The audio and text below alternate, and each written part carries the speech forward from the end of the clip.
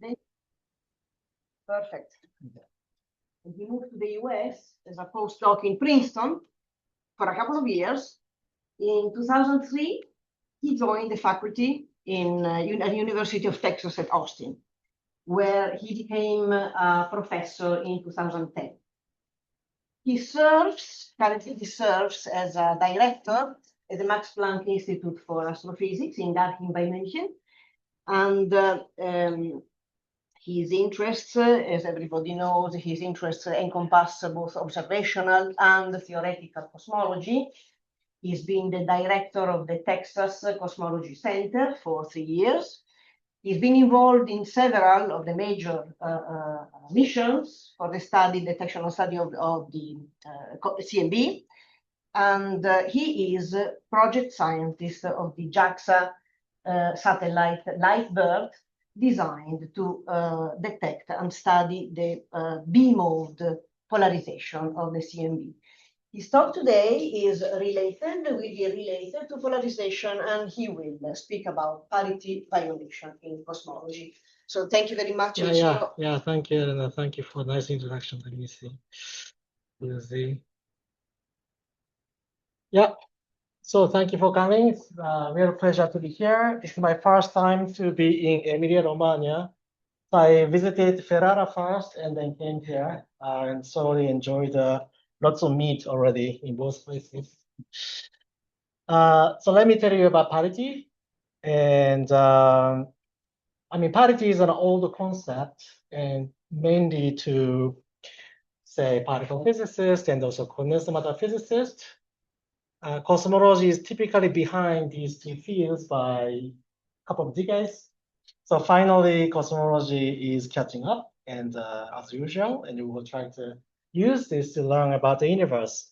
Now, it's not advancing yet. Let's see. I can just fix that by good. Now it's not advancing, yeah? It's not reacting. That's very interesting. Hold on.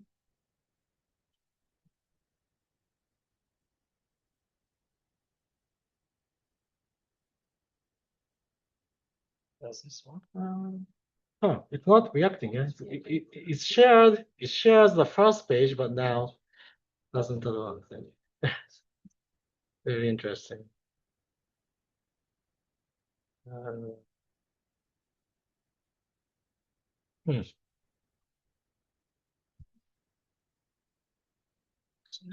It doesn't send you to the second slide. Yeah.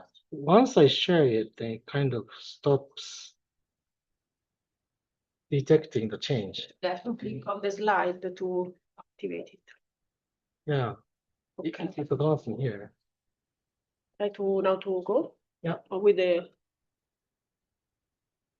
Yeah. Oh, that's the Super interesting, yeah.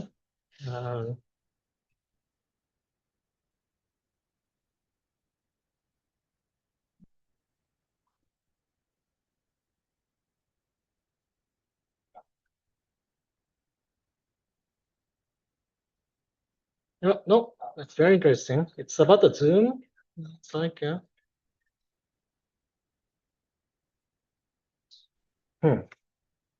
Okay, what should we do? Try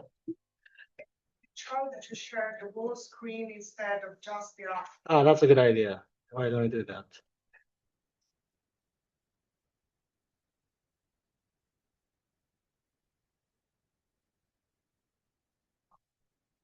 Oh, great. Grazie mille. Okay. So the overall goal of the research is that we wanted to understand what the dark energy is, what the dark matter is. So it is known that the standard cosmological model, lambda CDM, requires new physics beyond standard model of elementary particles and physics, elementary particles and fields. So we have to, right, use this opportunity to learn about a new physics. But we still don't, after so many decades of research, we still do not know what the dark energy is. So it's lambda or lambda CDM, and what the core dark matter is called dark matter CDM. And I started to wonder why, right? After so many years. And I started to wonder whether we missed something. Like maybe there's something that we haven't used yet. Because there's so much data, right? Because more data than we could possibly imagine before. And how come we still do not know the answer to these questions? So I wanted to tell you that parity, right, could be the one that we missed over the last decades. With this, our goal is to replace dark something with a name. Axiom like that. That's that. It may, dark energy could be like axiom like stuff, or maybe fraction of dark matter could be axiom. Either way, I like many of you, I'm tired of calling something dark. It's just embarrassment for the entire community. So let's see if you can do that. So I wrote a review article on this subject in 2022. Today's talk is about cosmic microwave background, and polarization is the next big thing. What's new in this article is this parity symmetry. So first, let's recap what the parity is. And it is known physics, that's nothing new. But I learned from Enrico Fermi that we should never underestimate the joy people derive from hearing something they already know. I think we all appreciate that. So parity. It's the inversion of all spatial coordinates, x, y, z. So they go to minus x, minus y, minus z. And parity symmetry in physics states that laws of physics are invariant under inversion of all spatial coordinates. Therefore, parity violation means that the laws of physics are not invariant under inversion of all spatial coordinates.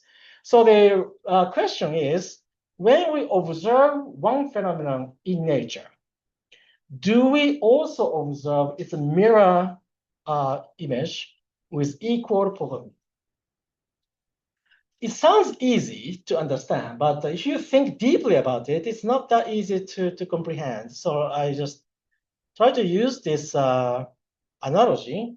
So these are sports that most of you don't understand. Therefore, it's a perfect example, right?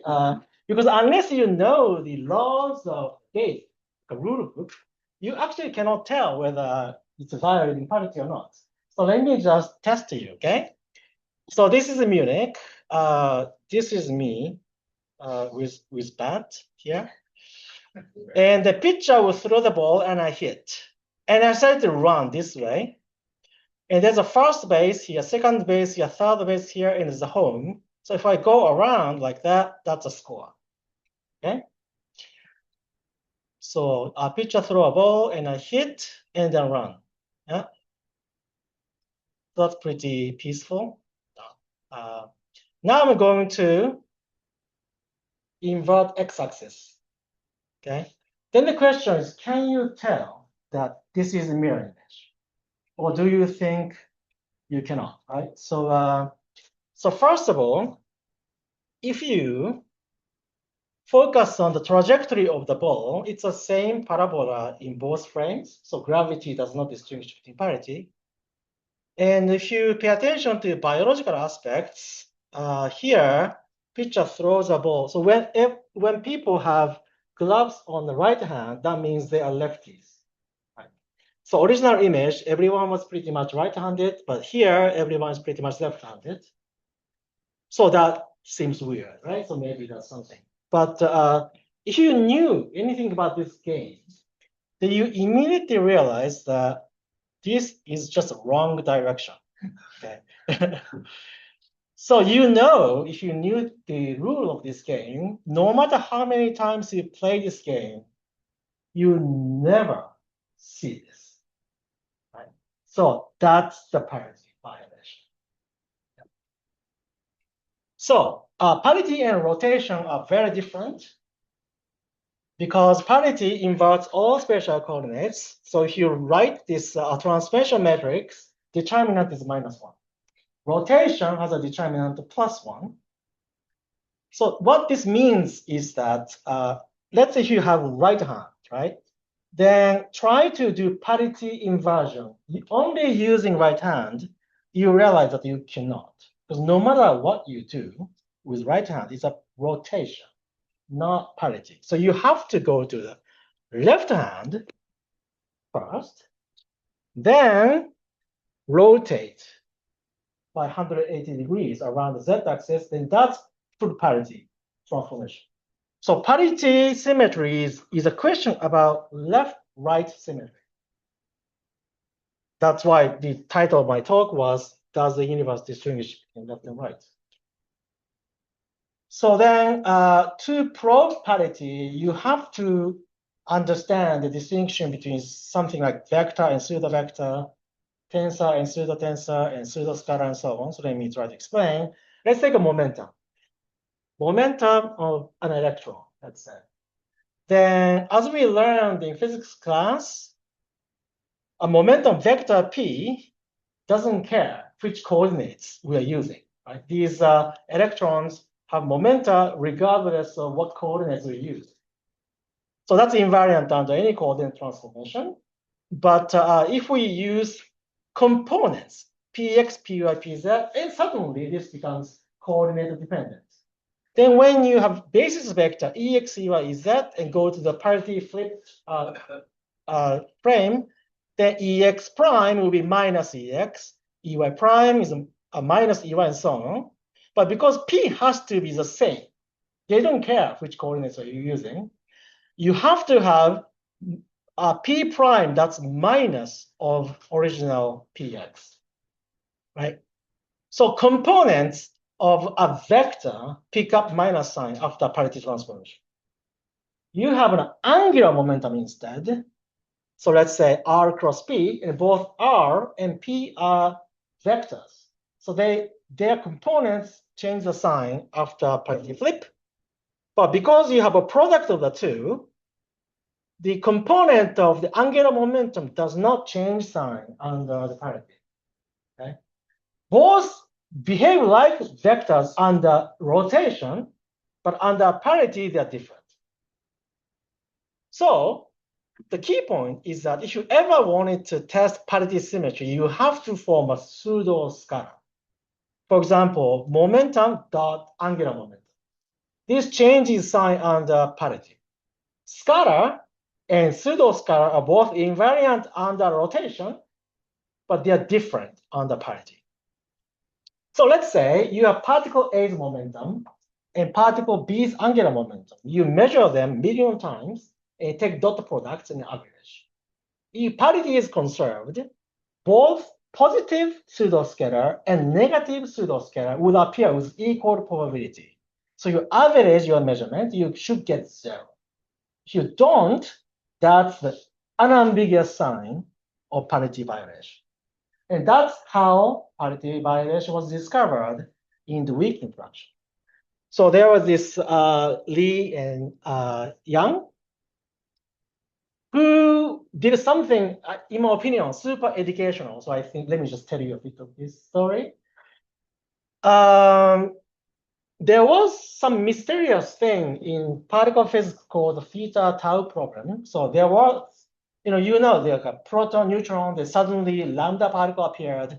So a bunch of, zoo of particles started to appear, and no one knew what to do with it. So theta and tau are similar things, except they had the same mass, same spin. Everything looked the same except parity. So tau decays into something, and theta decays into something, a combination of pions, which look to have different parity. So if these particles were the same, then parity would be violated, but no one wanted it. Okay, now, usually you stop here, right? Okay, nature is complicated, who cares? But Li and Yang did something super educational. Okay, so no internet, only books and papers. They went to the library and started to see whether there was any evidence for parity symmetry in the weak interaction. So they were able to find parity symmetry in electromagnetism, strong interaction, gravity, but there was no evidence for parity symmetry in the weak interaction. So they started to say, why don't we test this, right? So instead of assuming that something is correct, why don't you just test it, right? That's the philosophy that I think is very educational. So they wrote this paper, 1956. Then that was picked up by Wu, 1957, and she did an experiment and indeed found that parity symmetry was violated. So what is a pseudoscalar here? So you have this cobalt-60 nucleus, which has a nuclear spin J, that's pseudo vector. You apply magnetic fields such that you know where J is pointing at. Then you measure momenta of electrons that are coming out of beta decay. Then you take dot product. If parity symmetry was preserved, this positive and negative pseudoscalars must appear with equal probability, but she found that this was negative, always. You never find this in nature, the right side image, yeah? So what did people say? Wolfgang Pauli, like everybody else, he thought that parity was conserved in all fundamental interactions. So when he saw Lee and Yang theoretical paper, he said, ich glaube aber nicht, dass der Herrgott ein schwacher Linkshänder ist. What he said was, it's nonsense. Now, how come? How dare, right? You say something like this, the parity is violated. It's a pure prejudice. Then when he heard about Wu's discovery, he essentially said, it's exciting, but how sure are you? Isn't there systematics in the data? That's, you know, after like 60, 70 years, we're still talking about the same thing. Whenever you see something new that contradicted your prejudice or your prior, Bayesian prior, right? If the data were not convincing enough, your prior was very narrow. So you need to have a super convincing evidence to turn that prior around. It's the same thing. It was shocking news. It was hard to accept. And of course, many other experiments followed, and he finally had to accept, and he recommended Wu for Nobel Prize. So I'm asking, does the universe distinguish between left and right? And when the title is a question mark, the answer is always no. But in this case, I'm telling you the answer could be yes. But even if the answer is no, I'm happy because at least I looked. Right? I don't assume. This is a good science, so let's keep going. So now I'm going to tell you about the new physics. Parity violation in the cosmic microwave background. So this is our galaxy, and we put ourselves in the something like 8 kiloparsec away from the galactic center. Then here we go. Then we try to project 360 degrees full sky onto the flat screen like this, called galactic projection. Then we go from visible to longer wavelengths. So this is visible. We go to infrared, far infrared, some millimeter. Then by the time you go to microwaves, that's 10 centimeter to about a millimeter, you see the sky is filled with light from the Big Bang, microwave background, cosmic microwave background. If you then try to improve the sensitivity of your detector by 100,000 times, you start seeing this cosmic primordial fluctuations. That's the origin of all of us sitting here.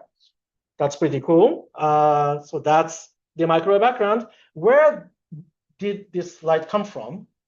So if indeed Big Bang was coming from a single point, then light will be emitted here and gone. So you never see cosmic microwave background. Okay, the whole space was lit up, not just single point like Big Bang. And then if the light was emitted 1 light year away, in 1 year it's gone. So that's not the light we are seeing. The light we are seeing came from extremely far away. So they were emitted somewhere really far away, then it took 14 billion years for them to finally reach us. That's the light we're seeing. They travel like incredible amount of time.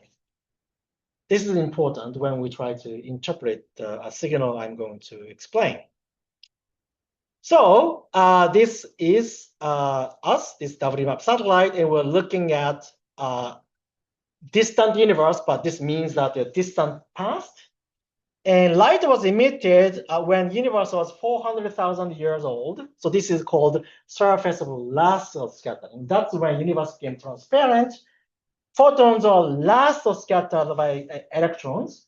This Thomson scattering creates linear polarization. It does not create circular polarization because Thomson scattering never creates circular polarization. So that's why cosmologists are only looking at linear polarization. Then, so this polarization was generated 14 billion years ago, and light was propagating essentially freely. So usually we assume that plane of linear polarization did not change over 14 billion years. Good. So here is the full sky map of the cosmic microwave background taken by ESA's Planck mission, and it's polarized. Okay, well, it's measured. So that's a polarization that was emitted 14 billion years ago. Because polarization has directions, it's sensitive to parity symmetry under inversion of all center coordinates. You can tell the difference between left and right from this pattern of polarization. So what is pseudoscalar? We can mathematically decompose this pattern of polarization into parity eigenstates. So under parity transformation, so-called E and so-called B modes transform differently. Therefore, if you take the product of E and B fields, that's a pseudoscalar that will change sign under parity flip. If you see non-zero EV correlation over the full sky, that's an unambiguous sign of parity violation. So let's say we have this pattern of polarization. We decompose them into the E mode pattern, B mode pattern. You don't really have to know exactly what they are. The only thing you have to know is that they transform under parity differently. Therefore, when you have the Fourier coefficients of E, and you take a square of that, that's the power spectrum of E mode, and that's a scalar. B mode square is again scalar. It's rotational invariant, but it's invariant under parity. And temperature E mode cross correlation can also be found, and then that's also scalar. Only when you cross correlate temperature in B mode and also E and B modes, these are pseudoscalars and sensitive to parity violation. So the power spectrum, I talked about Fourier decomposition, but because sky is a sphere, we don't really do Fourier transformation. Instead, we do spherical harmonic transformation. So let's say we have a full sky. We decompose them into not quite Fourier modes, but the spherical harmonics. Then when you look at this leftmost part of the diagram, that's the largest wavelength. The wavelength of fluctuation is as big as the sky itself. As you go to the right, it's a smaller and smaller wavelengths. Okay? All right.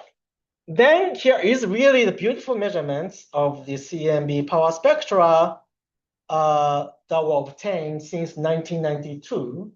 So it's it took only 35 years to go from here to there. So 7 orders of magnitude in terms of the power. Yeah, that's crazy. Yeah. Now, this is temperature, EE and BB. They are measured, but all of them are scalars, not pseudoscalars. So I said at the beginning of the talk, have we missed something? Okay, is there information that we haven't used yet? Yeah. TV and EV were never used. Right. Take a look. That's EV. measured from both WMAP and Planck satellites. With respect to 0, chi-square is 126 for 72 degrees of freedom. So it's there. Something is there. Okay. What is it? So let's talk about cosmic birefringence. So usually we assume that the plane of polarization didn't change over 14 billion years of propagation. But maybe if the space is filled with axions, which will couple to electromagnetism in parity violating man, it could rotate the plane of linear polarization by an angle beta. If plane of linear polarization was rotated uniformly over the sky in one direction, let's say clockwise or counterclockwise on the full sky, that's an ambiguous sign of parity violation. Why? Because it's clockwise rotation, parity transformation will be counterclockwise rotation. So you cannot have a preference for one over the other because that transform into one another by parity transformation. Only way to make them parity invariant is to have no rotation. Okay. So this is called cosmic birefringence because when you have a birefringent material like sapphire, for example, you shoot the laser that's linearly polarized and you shoot them into the sapphire, then their refractive index depends on polarization state. Therefore, when you shoot the laser in certain polarization, when they get out, it's rotated. This is not new physics. This is everyday physics. Some people even use it to detect polarization. Yeah? Halfway plates.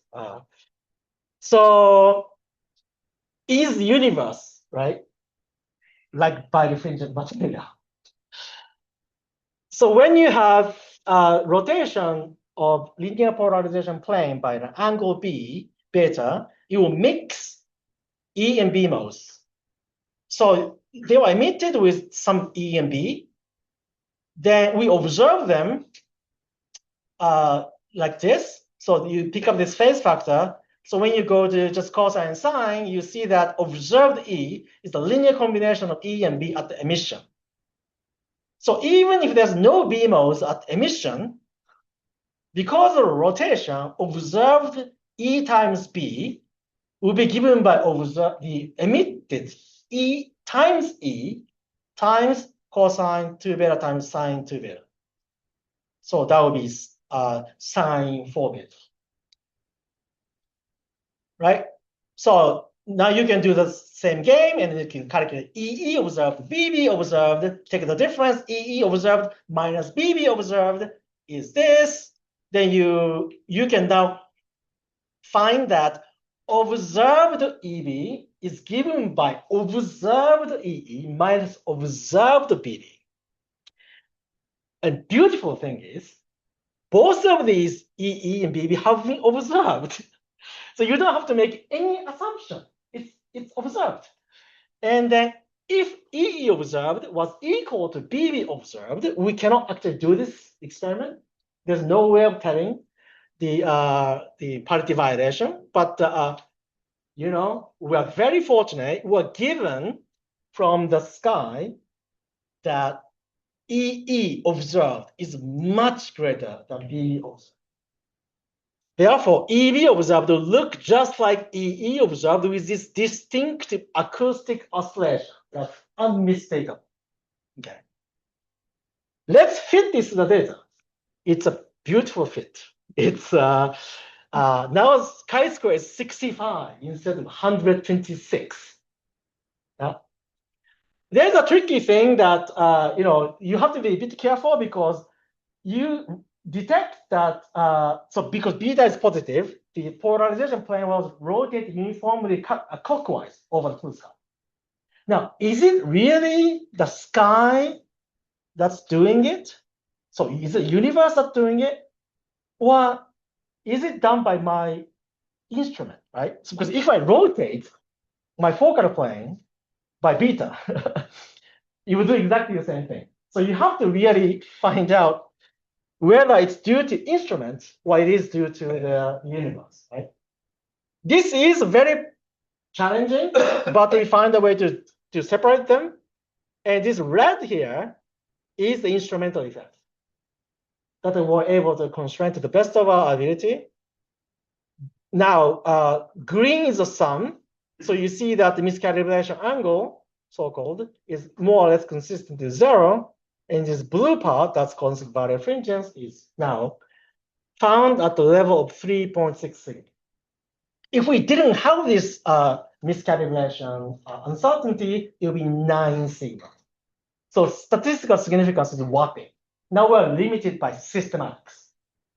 So 3.6 sigma. That was 2022. We're like, that's fine, but WMAP and Planck left orbit. There's no way we can go there again and calibrate. We had to have an independent experiment. So we waited, and 1 year ago, March 18th, it came. This is the Atacama Cosmology Telescope, telescope in Chile, which measured the same thing. Although so we reanalyzed their data so that our plot, but the Atacama Cosmology Telescope collaboration did the same thing themselves. So it's totally independent people, independent experiment, independent methodology, and get the same answer, 2.9 sigma. When the statistical significance is about 3 sigma, every 3 sigma is important. So this is 2022. This is March 18, 2025, and combined is 4.6. Okay. What is it? So first of all, it's below 5 sigma. So we're not done yet. Second, there is still a possibility. Okay, it's wonderful that 3 experiments gave you the same answer, because beta positive, right? It's already means something, because beta could be negative. It could be counterclockwise rotation on the sky. So all experiments gave you the same sign is something, right? But you do the coin flip, right? And how many times you see head, right? It's possible that this is the statistical fluke. So we have to have 1 more, maybe 2 more even experiments to confirm this. Until then, we have fun. So what could it be due to? Is it Faraday rotation, right? Because if you have a magnetic field, then the optical activity will rotate the plane of linear polarization. We all know this. The Faraday rotation, however, gives you distinct photon frequency dependence. So the rotation angle should be 1 over frequency squared. We can test this because WMAP frequency is 23 gigahertz, and Planck's highest polarization sensitive frequency is 353 gigahertz. We have factor of more than 10 in frequency. So let's constrain this. Beta is new to the nth power, and n is 0. It's minus 0.2 plus minus 0.4. Okay, it's not Faraday rotation. It's consistent with frequency independent signal. So we have maybe dark energy, maybe dark matter, a neutral spin 0 scalar field.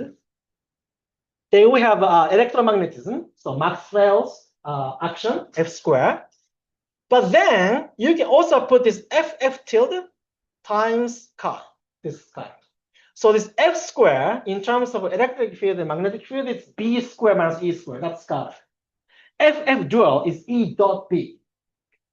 So this violates parity. Is if you had that, then what happens is the phase velocity of right-handed circular polarization of photon and left-handed circular polarization of photon will be different. So there is a delay between right-handed and left-handed polarization states, which will create a rotation of linear polarization plane. So omega is a frequency of photon, and then omega plus is a helicity plus omega and minus. So indeed, rotation is given by difference between omega of positive helicity and omega of negative helicity, which turns out to be, according to this term here, the coupling constant alpha, that is dimensionless, that should be electromagnetic fine structure constant. It must be 10⁻² for this whole thing to make sense. F is so-called decay constant of this F, and chi is the chi value, field value at present, and chi value at emission. So this field difference divided by decay constant, so that's dimensionless times alpha. That's your signal. Is this new physics? Yes and no. So this term exists in the standard model of particle physics. It's a pion. Neutral pion has this action. And thanks to this term, which is called Chern-Simons term, neutral pion decays into 2 photons in 10⁻17 seconds. This means that alpha is a fine structure constant of electromagnetism. F, pion decay constant, is 180 MeV. If you had that, then this chi will decay into 2 photons in 10⁻17 seconds. We don't want that for dark energy or dark matter. So this F has to be much, much, much larger than 180 MeV. It could be 10 to the 12 GeV, or even 10 to the 14 GeV, as long as it's less than Planck mass. That's 10 to the 18 GeV. Right? We are in business. Okay. So let's check this beta of 0.3 degrees. Okay. Turns out to be really consistent with alpha being fine structure constant. If this field difference between observation and emission is the same as decay constant. In other words, there's no small number, or there's no large number. Alpha is 10⁻², not 10⁻3, not 10⁻1. And delta chi and F are equal, not factor of 10 difference, factor of 100 difference. In other words, according to this theory, if we ever would observe beta, it would have to be 0.3 degrees. Not 0.03 degrees, not 3 degrees. It would have to be 0.3 degrees. So this was cool. And if we think that this is due to dark energy, it will rule out cosmological constant, because you have to have the field that's changing. If it was constant, it would be 0. Right? So this will rule out cosmological constant. If it is dark matter, then conclusion is at least a fraction of dark matter violates Parity symmetry. But I don't think anyone would be surprised by that, because weak interaction violates Parity symmetry. Why not dark matter? So I think it's not entirely crazy. And we have this manga character for Axion. So this Hickstan is the physics PhD manga animator. So she got a PhD from University of Tokyo for Axion search. She has these manga characters for all particles, proton, neutron, even photons, the gravitinos, right? She's really hardcore. So that's Axion. Axion has a Mexican potential. So she wears Mexican hat, right? That's pretty cool, yeah. A is Axion. So if this is true, then space is filled with axions. So is that what we have? We'll see. So what comes next? There is the so WMAP and Planck, they're all done. Now we have BICEP 3 in South Pole that's doing this measurement. Simons Observatory in Chile that's doing this measurement. So within, let's say, 3 years, one or both of these experiments either confirm or refute our measurements. So let's wait. But there's one more thing, that is Fred Young Sollima telescope. I went to summit of Cerro Chasnanto near the border to Bolivia, Atacama Desert, 5,600 meters. So this is the proof that I was there, right? 5,600 meters. I had to wear oxygen tank. This is a collaboration led by Cornell University. German consortium, University of Cologne, University of Bonn, and Max Planck Institute for Astrophysics, that's my institute, Canadian consortium, and of course, Chile, that's supporting us local. Many universities and government are supporting us. This 6-meter primary mirror here, and that's a shutter that can, open and close. This whole thing is 15-meter high and 23-meter wide or something like that. It's 5,600 meters. It's a crazy engineering. So you have to change to 4-wheel drive vehicle to go from 5,000 to 5,600. And then it's like, oh, it's there. Actually, it was a very moving. So April 9th, it was inauguration. And this telescope actually has 2 mirrors, 6 meters. Light comes from the above, so zenith, bounced by primary, that's 6 meter here, then bounced into secondary, that's here, that's also 6 meter, goes into this hole here, inside of which there are microwave sensors, superconducting, cool down to 100 millikelvin. Tens of thousands of them. And this is using kinetic inductance detector, not TS parameters. This is the world's largest kids arrays, and at the world's highest point for any observatories, in submillimeter. There's one Tokyo University Atacama Observatory, that TAO, 6.5 meter infrared observatory, at really the summit of Chazanto, that's 5,640 meters. So they are above us by 40 meters. The Guinness Book record of the highest point observatory, they created the road that will take us from 5,000 to 5,600. Well, forever grateful to these real pioneers. If you are up there yourself, you really appreciate, no? And this thing can rotate, right? So it can point to anywhere in the sky. We can see, we have access to about 70% of the whole sky that can be seen from Chile. And because it's such a high site, we can observe at higher frequencies than any other microwave experiments. ACT pretty much stopped at 220, and that was too noisy to be really usable. So 90 and 150 were really their primary channels. We start at 280, and we have 2 cameras already ready, 280 and 350, and we have even ambition to go to 850 gigahertz from Earth. That's 350 microns. If you think about it, it's crazy. So this will just measure dust with incredible precision, because whenever you see this kind of, so let's imagine the bicep and the Simon's observatory will detect birefringence, right? First question people ask is, this is dust. So we'll nail it. We would show you that either it is not dust or maybe it is dust, okay? So all 3 of these observatories will hopefully nail this EV correlation within 3 years. So this is made in and made by Germany. There's a company called Vertex Antenna Technique, which built all antennas for ALMA. So this is Xante in Germany, near Düsseldorf. 2 years ago, it was there. Okay.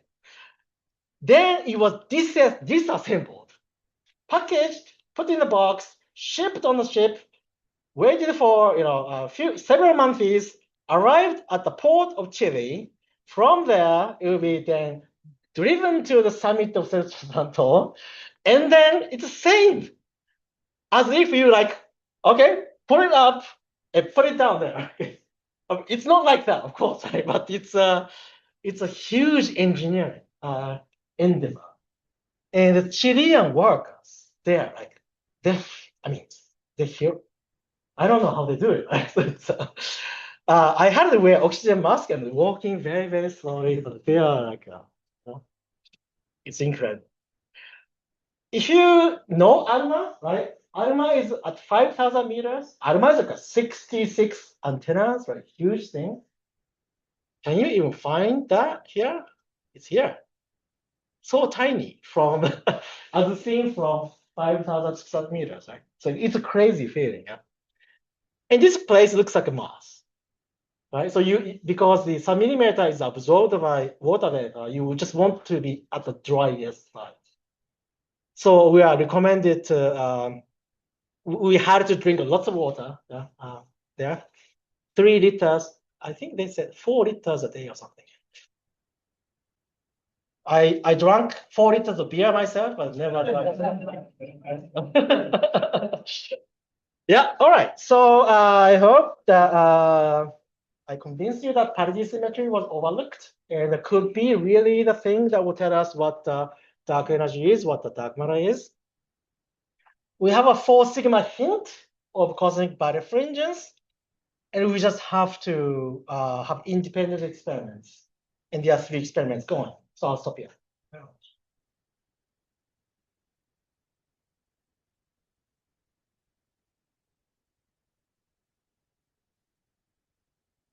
Thank you very much, Eiichiro, also for the nice fundamental physics concepts and connections.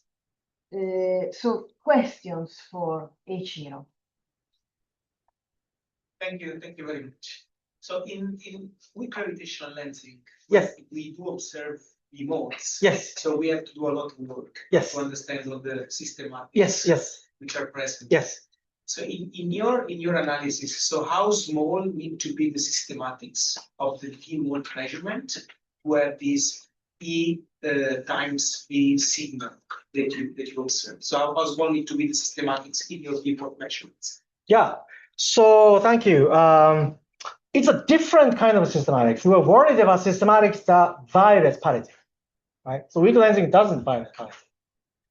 So the only systematics that's really important is indeed a rotation of linear polarization. Then that's it. There's no other thing that we have to worry about. Yeah. Of course, foreground may play a role if foreground violates parity. Yeah. So let me tell you about the lensing people. If you're familiar with lensing of CMB, they always talk about EB estimator of lensing. So this is E mode at one multiple correlated to B mode at another multiple. They never talk about E and B correlate at the same multiple because this will be parity violation. Yeah, if they are at different multiples, that's not parity violation. So we are really different things. And another thing that's kind of fortunate is that this EB power spectrum is a lot bigger than the lensing power spectrum here. It's actually somewhere here. So it's really large. Yeah, so I think in terms of systematics, we are actually less sensitive to many systematics that people typically worry about.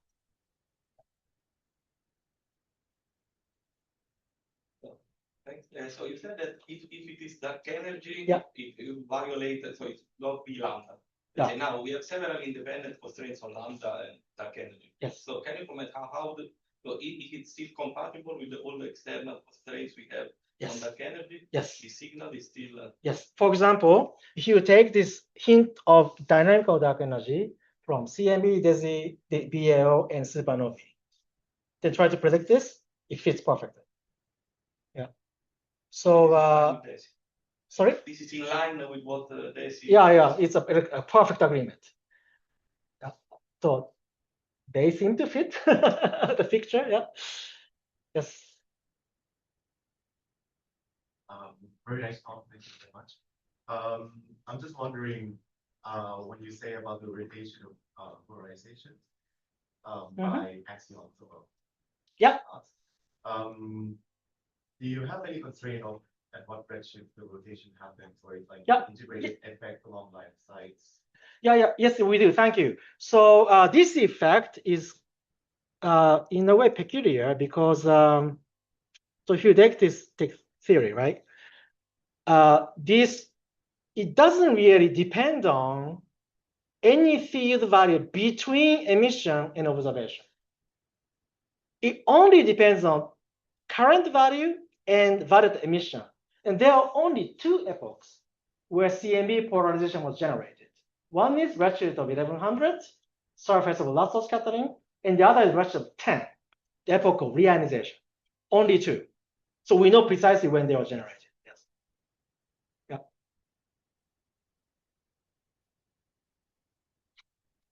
Thank you for this talk. So in your Planck WMAP results, you were showing that the miscalibration uncertainty was slightly in one direction. Yeah, that's right. Why wasn't it symmetric like Atacama miscalibration uncertainty? Very good.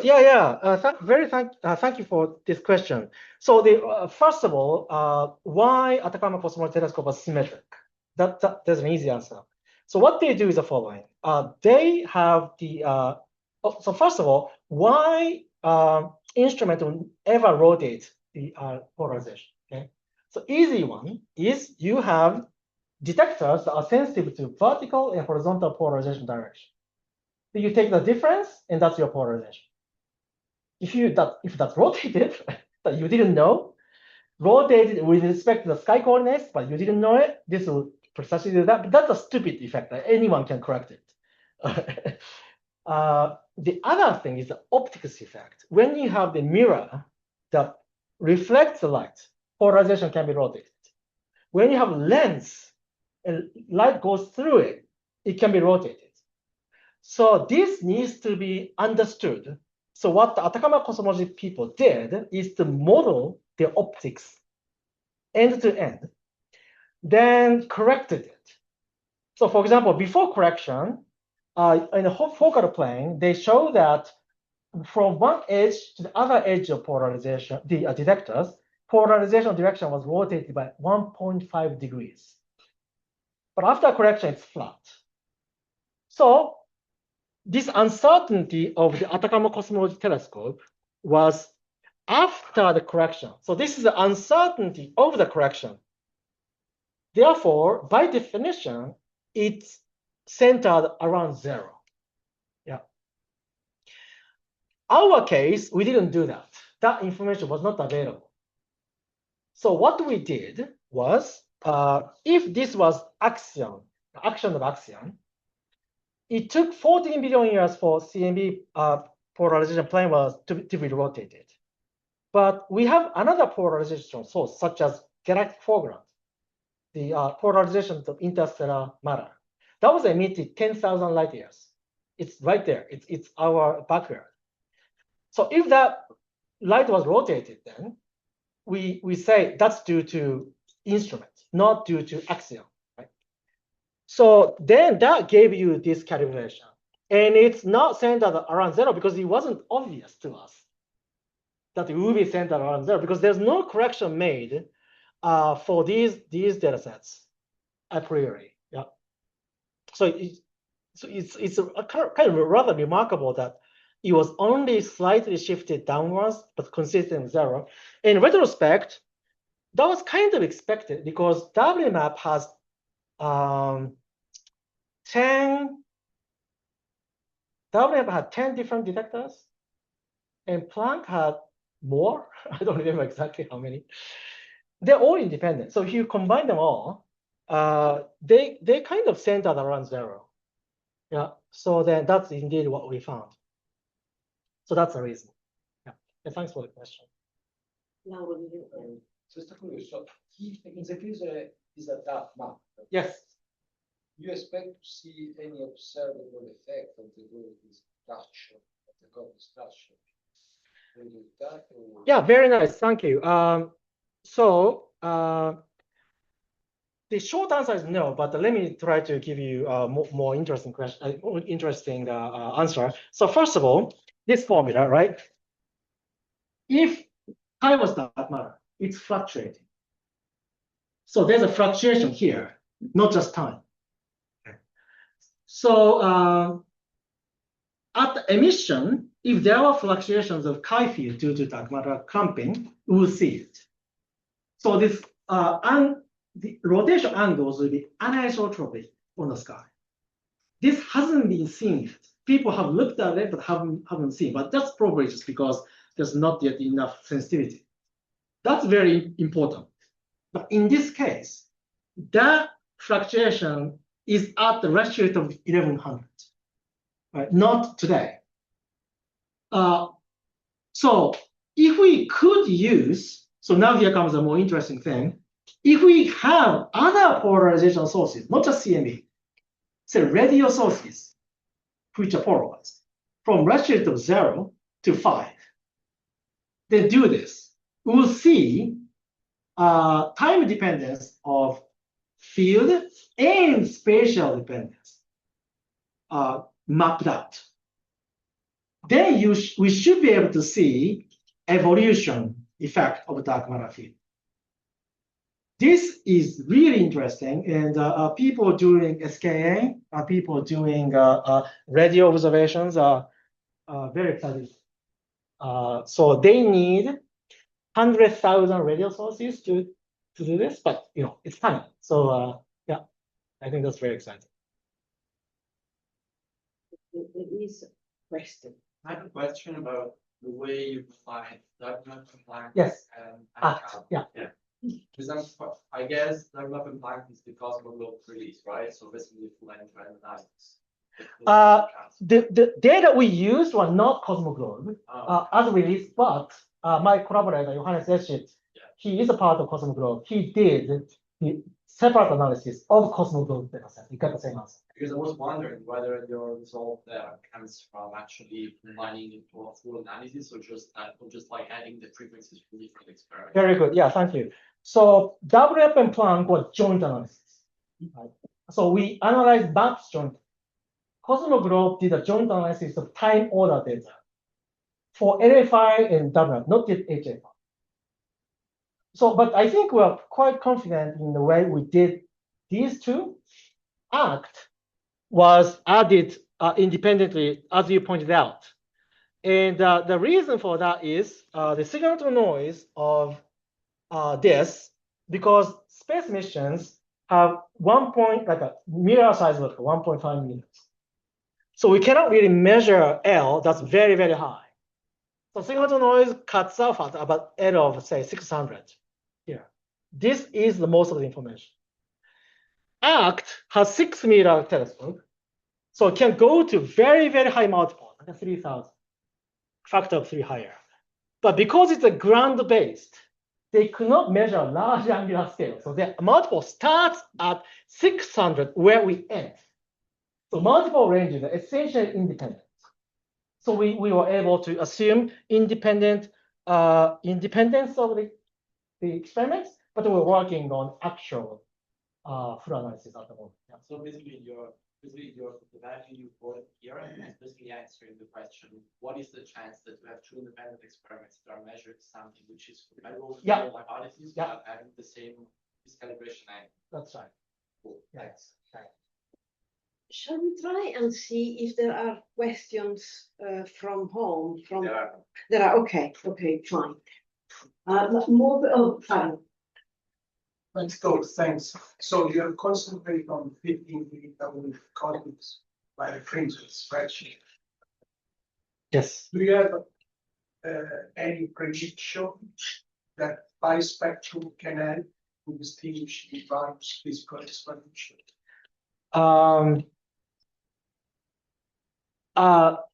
Not so far, because so yes, for example, when you have EEB, right, that's parity violating. But in order for that to be useful, we have to have bispectrum in the first place. But we don't seem to have it. So this will be like small effect on top of small effect, right? So far for CMB, it doesn't seem like a very useful thing. But it will become very useful if we detect primordial non-Gaussianity that will give you non-zero bispectrum. Then yes, that will be very useful. More questions for Eiichiro? If not, we thank Eiichiro.